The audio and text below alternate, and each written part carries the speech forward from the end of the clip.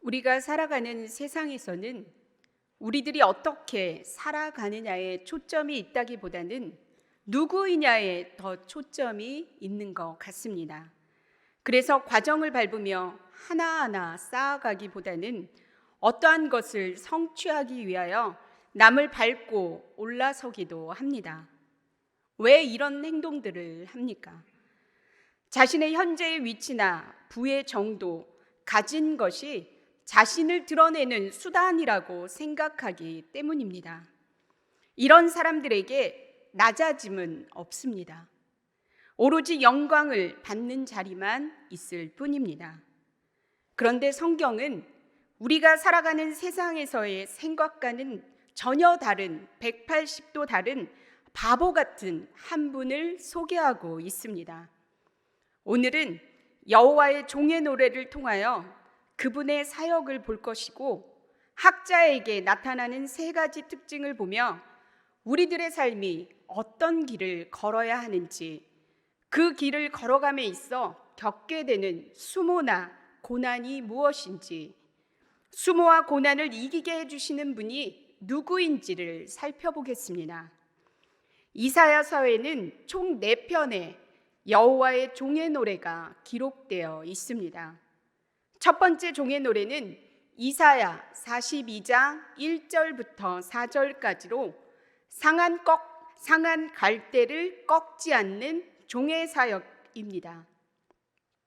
상한 갈대를 꺾지 않는 종의 사역은 눈먼 자들과 흑암에 앉은 약자들을 회복시켜 진리를 세우기 때문에 눈앞에 당장 드러나지 않고 전혀 티가 나지 않는 사역이지만 하나님께서 붙드시고 선택하신 종이 마침내 정의를 세우게 됩니다. 두 번째 종의 노래는 이사야서 49장 1절부터 6절까지의 말씀으로 누구도 알아주지 않는 텅빔과 헛됨의 사역입니다. 겉으로 보기에는 헛수고 같이 느껴지나 여호와 하나님의 눈으로 볼 때에는 존귀하며 이스라엘을 여호와께서 돌이킬 것이고 이방의 빛으로 땅끝까지 미치는 하나님의 구원이 드러날 것이라는 메시지를 담고 있습니다. 세 번째 종의 노래는 오늘 본문 이사야서 50장 4절부터 9절까지로 하나님이 주신 학자의 혀와 귀를 가지고 곤고한 자를 돕는 사역을 합니다. 때로는 헛수고처럼 느껴지기도 하고 극심한 반대를 받기도 하지만 정의를 세우는 고난 가운데서 그를 건지시며 지키시는 하나님을 향한 확신을 담고 있습니다. 네 번째 종의 노래는 이사야 52장 13절부터 53장 12절까지로 종의 승리와 종의 존귀라는 핵심 메시지를 처음과 끝에 포진시켜 선포하며 존귀가 무엇인지 여호와의 팔이 어떻게 나타났는지를 설명하고 있습니다. 누가 봐도 상상할 수 없는 처참한 고난을 당하지만 모든 사람이 멸시하는 고난받는 종의 삶은 하나님께서 존귀하게 보신다는 메시지를 담고 있습니다. 간단하게 살펴보았지만 4개의 종의 노래에 나타나는 사역에 대해서 어떤 생각이 드십니까? 여호와의 종이 부귀영화, 존귀를 받고 있는 것 같으십니까? 아닙니다. 그분은 존귀를 받은 것이 아니라 멸시와 천대를 받았습니다. 오직 우리가 천사들보다 잠시 동안 못하게 하심을 입은 자, 곧 죽음의 고난받으심으로 말미암아 영광과 존귀로 관을 쓰신 예수를 보니 이를 행하심은 하나님의 은혜로 말미암아 모든 사람을 위하여 죽음을 맛보려 하심이라고 히브리서 2장 9절은 기록하고 있습니다. 멸시와 천대를 받은 우리 예수님은 이 땅에 오신 목적이 죽으러 오셨습니다. 죽음을 맛보기 위해, 죽기 위해서 이 땅에 오셨습니다. 이 세상에 죽기 위해서 온 사람이 있습니까? 여기에 계신 분들 중에서 아마 한 사람도 안 계실 것입니다. 모두가 살기 위해서 이 땅에 옵니다. 그런데 살기 위한 목적은 예수님과 전혀 다릅니다. 예수님의 사역이 헛되어 보이고 십자가에서 죽으신 것 또한 실패처럼 보이지만 그것은 실패가 아니라 예수님을 통해 열방의 구원을 이루는 놀라운 하나님의 계획이셨습니다. 사랑하는 성도 여러분, 우리들의 모습은 어떻습니까? 예수님의 제자라고 하면서 죽으려는 낮아짐의 자리로 가지는 않고 영광만 받으려 하고 있지는 않으십니까? 세상의 헛수고 같은 사역도, 보잘것없는 사역도, 죽어라 죽어라 고난만 있는 것도 아닙니다. 잠시 어려움은 있을 수 있겠지만 우리가 주의 이름으로 하는 모든 행위를 하나님께서 주목하여 보고 계시고 존귀하게 높여주신다는 것을 저와 여러분이 믿으며 살아갈 때에 우리들은 내가 누구냐의 삶을 살아가는 것이 아니라 어떻게 삶을 살아가게 될 것입니다. 저와 여러분에게 이 은혜가 임하길 바랍니다. 본문 4절부터 5절의 말씀을 보겠습니다. 함께 읽겠습니다. 주 여호와께서 학자들의 혀를 내게 주사 나로 곤고한 자를 말로 어떻게 도와줄 줄을 알게 하시고 아침마다 깨우치시되 나의 귀를 깨우치사 학자들 같이 알아듣게 하시도다. 주 여호와께서 나의 귀를 여셨으므로 내가 거역하지도 아니하며 뒤로 물러가지도 아니하며. 아멘. 4절에 보면 학자라는 말이 나오는데 학자는 히브리어로 림무드입니다. 림무드는 가르침을 받다라는 의미가 있습니다. 학자는 가르침을 받는, 배우는 자를 말합니다. 우리 문학권에서는 배우는 자를 제자로 번역합니다. 그렇다면 학자라는 말은 배우는 자, 제자라고 볼 수 있습니다. 학자인 제자에게 나타나는 세 가지의 특징이 있습니다. 첫 번째, 제자에게는 학자의 혀가 있습니다. 학자의 혀를 가지고 곤고한 자들을 말로 도와주는 역할을 합니다. 학자의 혀를 가진 제자는 여호와 하나님과 인격적인 관계를 맺고 그분이 가르쳐 주신 말씀을 전하고 선포합니다. 내 생각의 말이 아닌 여호와 하나님의 말씀을 전함으로써 곤고한 자들, 낙심하여 더 이상 일어날 힘을 잃은 자들, 넘어진 자들에게 새 힘을 불어넣어주고 그들이 주저앉는 것이 아니라 다시금 일어나 회복될 수 있도록 돕는 역할을 합니다. 남을 도울 때에도 지혜가 필요합니다. 그래서 학자의 혀를 가진 제자는 도움을 주는 그 자체에 관심이 있는 것이 아니라 어떻게 도와줄지에 대해 관심이 있습니다. 그래서 끊임없이 고민합니다. 누군가를 도와줄 때 도움받는 사람이 혹시나 상처받지 않을까? 내가 들어가면 어쩌나? 오른손이 한 일을 왼손이 모르게 도와줄 수는 없을까? 라며 고민합니다. 도움을 받는 그 상대방에 초점을 맞추고 배려합니다. 내가 기준이 아닌 상대방이 기준이 되어 도움이 전해지기에 예수님이 섬기셨던, 보이셨던 온전한 사랑이 전해집니다. 우리들의 모습은 어떻습니까? 내가 하며 자신을 드러내고 있지는 않으십니까? 아니면 예수님의 제자로서의 온전한 섬김을 하려고 노력하고 계십니까?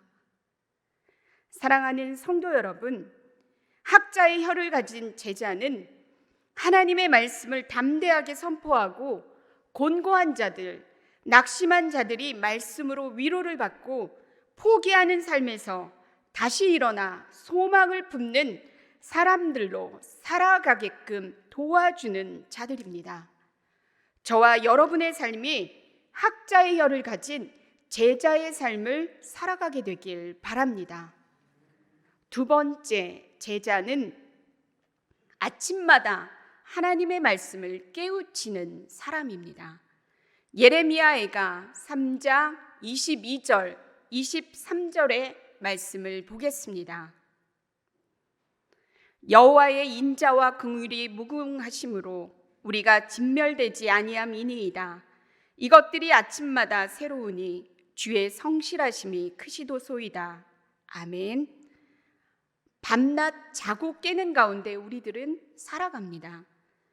주어진 그 시간을 허송세월로 보내는 사람이 있는가 하면 알차게 보내는 사람이 있습니다. 우리가 제자라면 우리들은 허송세월을 보내며 시간을 흐르며 살아가서는 안 됩니다. 아침마다 우리들은 여호와 하나님의 인자와 긍휼을 더 깊게 알아야 합니다. 인자, 자비, 긍휼로 번역되는 헤세드는 하나님께서 그분의 자녀들에게 베푸시는 특별한 사랑, 아버지가 자식을 돌보듯 끝까지 책임져 주시는 무한하신 사랑을 말합니다. 하나님의 깊이와 넓이를 우리의 머릿속으로 다 이해할 수 없고 헤아릴 수 없지만 그분의 무한하신 한결같고 변함없는 성실하신 사랑을 깨달아야 합니다. 아는 것만큼 이해할 수 있고 사랑할 수 있고 사랑받을 수 있기 때문입니다. 또 한 가지는 아침마다 우리들은 여호와 하나님의 성실하심을 알아야 합니다. 성실하심이라는 단어 에무나는 믿다, 신뢰하다, 충실하다는 동사 아만에서 나온 명사로서 도덕적으로나 인격적으로 전적으로 믿을 수 있는 신실함, 변함이 없는 한결같은 이라는 말을 담고 있습니다.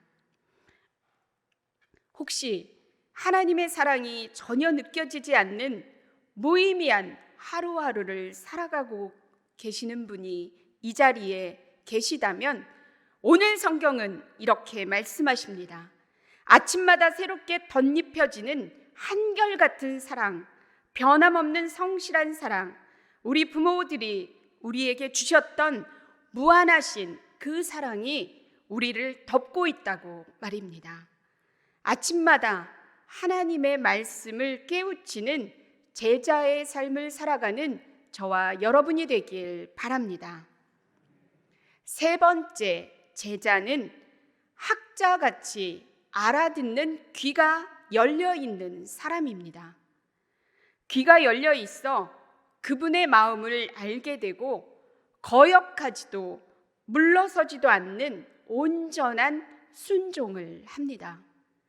5절에서 귀를 열다라는 표현은 4절의 귀를 깨우치다라는 표현의 반복으로 여호와 하나님께 전적으로 복종하기 위해 그의 말씀에 청종하는 종의 모습이고 그분의 마음을 알아 뒤로 물러서지도 않고 거역하지도 않고 철저하게 순종하는 모습입니다. 학자의 귀를 가진 사람에게 하나님께서는 마음을 보여주십니다. 알게 하십니다. 듣게 하십니다. 여호와 하나님의 시선이 어디를 향하고 있는지, 무엇을, 누구를 향하고 주목하고 있는지를 보여줌으로써 하나님 나라의 확장을 위해 그 사람을 사용하십니다. 사랑하는 성도 여러분, 학자인 제자의 세 가지의 특징을 통해 하나님께서는 우리가 제자의 삶을 살아가길 바라십니다. 학자의 혀를 가지고서는 말씀으로 사람들을 가르치고 사람을 살리는 위로, 격려의 말을 하며 누군가를 도와주려고 끊임없이 고민하고 기도하고 아침마다 매일매일 새롭게 그분의 한결같은 변함없는 성실하심을 깨달아 알게 되고, 또 학자의 귀를 가지고서는 여호와의 말씀을 청종하고 복종하며 배반하지도 거역하지도 물러서지도 않는 순종의 사람으로 살아가는 것입니다. 오늘 누가 제자의 삶을 살아가겠노라 결단하시겠습니까? 제자의 삶을 사는 저와 여러분의 삶이 되길 바랍니다. 제자의 삶을 살아가는 사람들에게는 고난이라는 무거운 짐이 따라옵니다. 본문 6절을 보겠습니다. 함께 읽겠습니다. 나를 때리는 자들에게 내 등을 맡기며 나의 수염을 뽑는 자들에게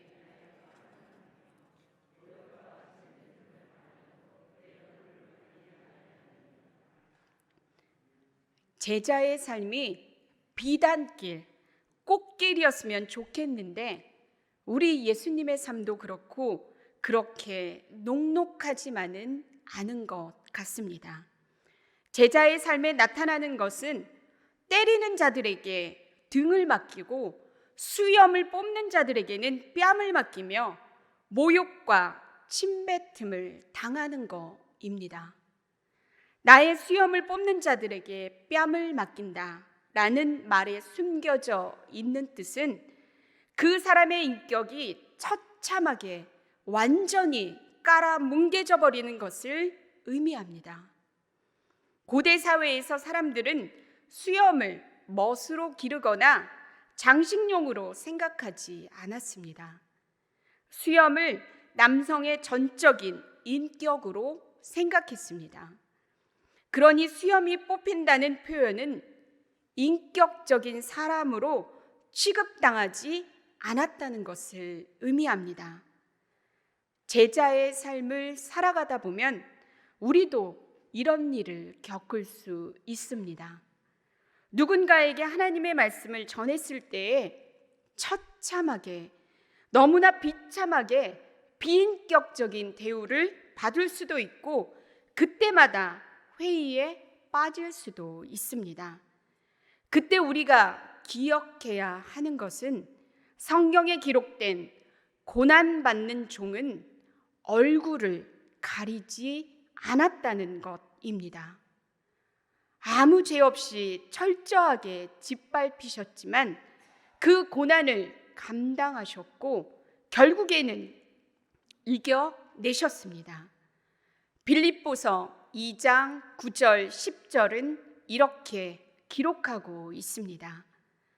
그를 지극히 높여 모든 이름 위에 뛰어난 이름을 주사 하늘에 있는 자들과 땅에 있는 자들과 땅 아래에 있는 사는 자들로 모든 무릎을 예수의 이름에 꿇게 하시고 아멘.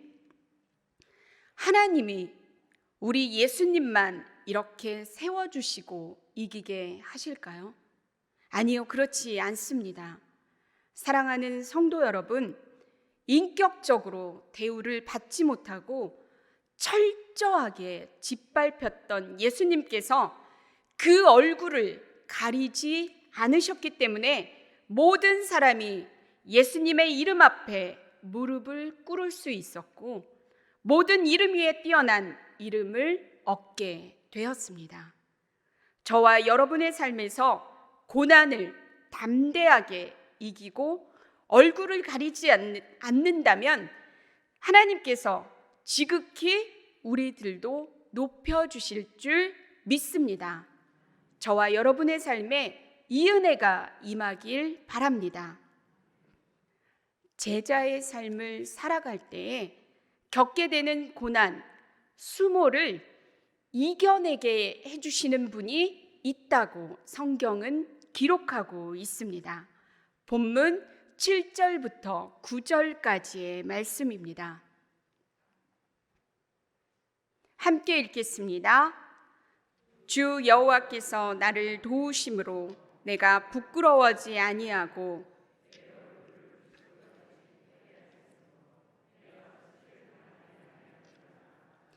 나를 의롭다 하시는 이가 가까이 계시니 나와 다툴 자가 누구냐? 나와 함께 설지어다. 나의 대적이 누구냐? 내게 가까이 나아올지어다. 보라, 주 여호와께서 나를 도우시리니 나를 정죄할 자 누구냐? 보라, 그들은 다 옥과 같이 헤어지며 좀이 그들을 먹으리라. 아멘. 7절과 9절의 주어로 나오는 주 여호와께서 도우심으로, 여호와께서 함께 계심으로 이겨낼 수 있습니다. 7절에 도우심으로에 해당하는 야자르의 원형 아자르는 4절에서 여호와의 종이 사람들을 참 지식으로 도와주는 것을 언급할 때 사용되는 표현과 동일합니다. 여호와의 종은 여호와께로부터 받은 자신의 올바른 지식으로 사람들을 도우며 고난의 때에는 여호와께 도움을 받는 사람들입니다.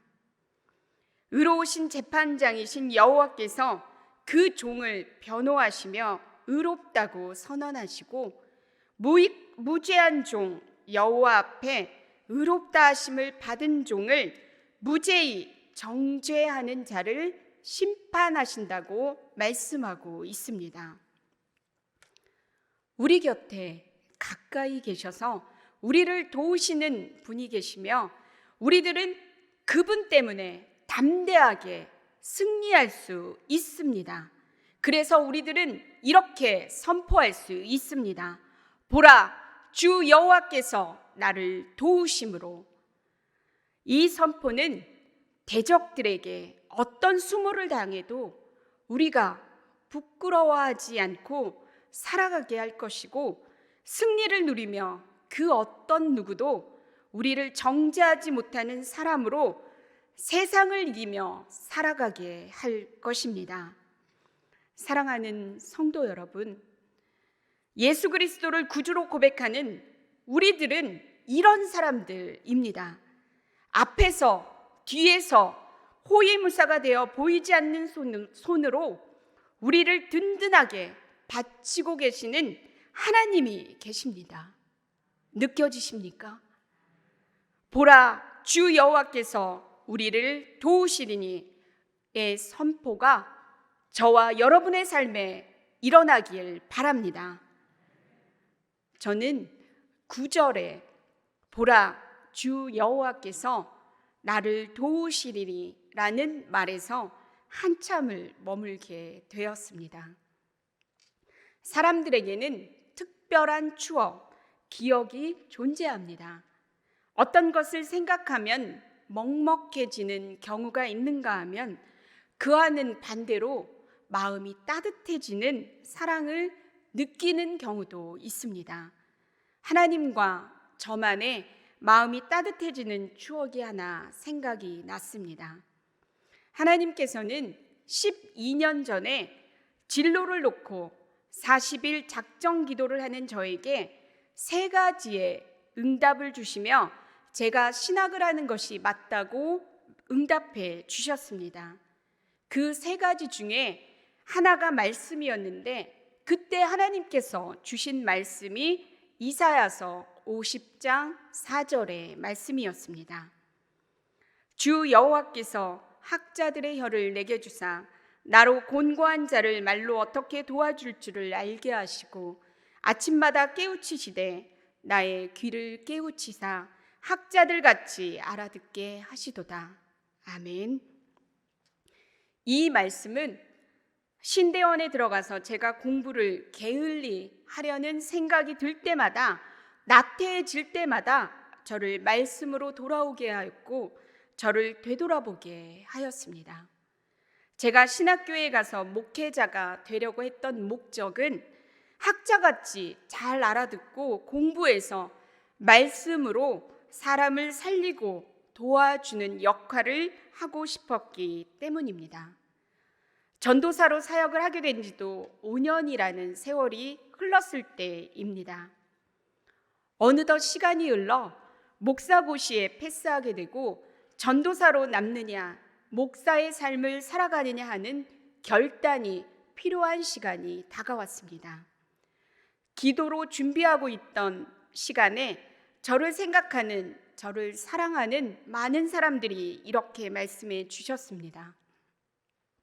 그냥 전도사로 사역을 잘하면 되지 굳이 목사가 되려고 하니 목사가 되는 순간 이제는 도망칠 수도 없고 책임감의 무게는 더 커지고 또한 여성 목사의 길은 전도사로서 갈 수 있는 길에 상상할 수 없을 정도로 좁아지고 줄어든다는 현실적인 이야기를 해주었습니다.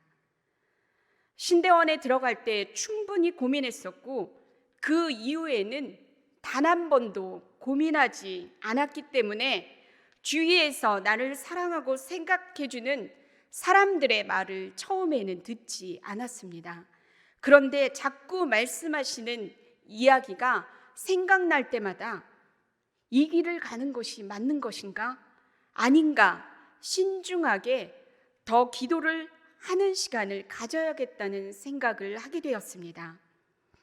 확실한 응답을 받고 목사가 되고 싶은데 그렇지 않아 답답함을 느끼고 있을 때에 노회에서 올해부터 안수식이 바뀌었다는 공지를 하게 되었습니다. 그 내용은 담임 목사님과 함께 나의 멘토 목사님이 안수를 해주신다는 것이었습니다. 장신대에 계시는 제 멘토 목사님께 연락을 드렸고 안수식에 오셔서 기도해 주시겠다는 말을 듣게 되었습니다. 안수받기 며칠 전날 노회 영성 수련회를 우리 학교 선교관에서 하게 되었고 겸사겸사해서 교수님을 뵙기 위해 방으로 찾아갔습니다. 이런저런 조언을 해주시며 교수님께서 기도 가운데 말씀을 주셨는데 그 말씀이 놀랍게도 이사야서 50장 4절의 말씀이었습니다. 제 마음속에 이런 질문이 생겼습니다. 어떻게 신대원에 들어갈 때에 하나님께서 주셨던 말씀과 목사가 되어야 하나 말아야 하나 하는 고민하는 그 갈림길에서 주신 말씀이 똑같을 수 있지? 우연일까? 하는 생각이 들면서 기도하고 있는데 이런 소리가 들렸습니다. 선아, 너가 목사가 되는 길이 맞다. 사람들의 말에 현실에 흔들리지 말고 나만 보고 따라오지 않을래? 하는 음성이었고 그날 펑펑 눈물을 흘렸던 기억이 납니다. 하나님께서는 가장 어려운 인생길에서 기도하고 있을 때 저에게 찾아오셔서 도와주셨습니다. 이 길이 맞다고 인정해 주셨습니다. 주의 종인 목사로서 제자의 삶을 살겠노라고 결심한 저에게 하나님께서는 또한 선물을 주셨습니다. 안수받기 4일 전에 하나님께 기도하기 위해 영락기도원에 올라갔었습니다. 학교 청빈 게시판을 보고 기도원에서 목사로서 첫 원서를 냈고 안수받기 하루 전날 원서를 낸 교회에서 전화가 왔습니다. 안수를 받는 날이라 갈 수 없다고 하니 그 다음 날 오라고 하였고 면접을 보고 그 자리에서 담임 목사님으로부터 함께 하자는 이야기를 듣게 되었습니다. 일사천리라는 말이 이때 쓰는 말인 것 같습니다. 너무나 쉽게 안수받은 다음 날 원서를 낸 지 4일 만에 사역지가 결정되다니 믿어지지가 않았습니다. 이게 우연이라고 생각이 되어지십니까? 우리의 머리로 어떻게 이렇게 기가 막힌 수를 생각해낼 수 있겠습니까? 하나님은 제가 목사가 되겠다고 작정한 그 순간에 좁은 현실을 뛰어넘으시는 계획을 하셨고, 여성 목사에 대한 편견을 한 번에 없애 버리셨습니다. 저를 도와주시기로 작정하셨습니다. 보라, 주 여호와께서 나를 도우시리니. 제가 가는 제자의 삶, 주의 종의 길이 앞으로 어떻게 펼쳐나가게 될지 저는 모르겠습니다. 그 길을 가다가 수모를 당할 때도 있을 것이고 침뱉음을 당할 수도 있을 것입니다. 그러나 한 가지 확실한 것은 저를 여기까지 인도하신 에베네셀의 하나님, 여호와 이레의 하나님의 은혜가 제 사역 가운데 평생 이어질 것을 의심하지 않기에, 보라, 주 여호와께서 나를 도우시리니 라는 말씀을 선포하며 목사로서 분별하고 가르치는 일을 성실히 하며 살아갈 것을 다짐해 봅니다. 이제 말씀을 마치려고 합니다. 우리들이 예수님의 이름으로 하는 모든 사역에 헛수고 같은 사역은 없습니다. 사람들이 알아주지 않는다 하더라도 묵묵히 그 일을 하십시오. 그러면 하나님께서 예수님을 모든 이름 위에 뛰어나게 높여주셨듯이 우리들도 그렇게 높여주실 것입니다. 두 번째는, 제자는 학자의 혀를 가지고 말씀을 가르치고 하나님의 사람들이 낙담 가운데 빠져 있을 때에 위로하고 힘을 주며 그래서 다시금 일어날 소망을 갖게 하는 사람이고, 아침마다 새로운 하나님의 한결같으신 변함없으신 사랑을 깨닫는 사람이고, 학자의 귀를 가지고서는 말씀을 청종하고 그분의 마음을 알아 순종하는 삶을 살아가는 사람들입니다. 세 번째는, 제자의 길을 가다 보면 수모도 있을 것이고 침뱉음을 당할 수도 있을 것입니다. 그러나 우리가 반드시 잊지 말고 기억해야 하는 것은, 고난이 고난으로 끝나지 않는 것은 보이지 않는 하나님의 손이 우리를 붙들고 있다는 것입니다. 힘들고 어려울 때 기억하십시오. 보라, 주 여호와께서 나를 도우시리니. 저와 여러분의 삶에 이 은혜가 임하길 바랍니다. 기도하겠습니다.